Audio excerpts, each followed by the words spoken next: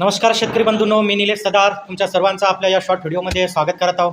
आजचा short video याच्यासाठी आहे की काही शेतकऱ्यांनी मला फोटो टाकलेले आहेत, तर याच्यामध्ये जी काही मिरची आहे तर या मिरचीमध्ये सध्या कुठं कळीची अवस्था आहे, कुठं फुलं धरत आहेत, तर या अवस्थेमध्ये कोणता स्प्रे घेतला पाहिजे असं त्यांचं म्हणणं आहे। तर याच्यामध्ये बघा, मायक्रोन्यूट्रियंटचा एक स्प्रे घ्यायला मी सांगेल, त्याच्यामध्ये न्यूट्रियाबोर, न्यूट्रियाकॅल आणि न्यूट्रियाझिंक हे 3 मायक्रोन्यूट्रियन या अवस्थेत खूप महत्त्वाचे आहेत।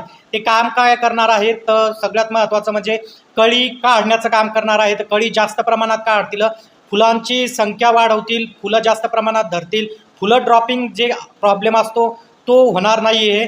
आणि ज्या काही ब्रँचिंग्स असतील, जे काही नवीन अजून त्याला ब्रँच असतील, त्या ब्रँचेससुद्धा फुटतील। त्याच्यामुळं तुम्हाला ग्लायसिन, न्यूट्रियाकॅल, न्यूट्रियाबोर आणि न्यूट्रियाझिंक घ्यायचा आहे।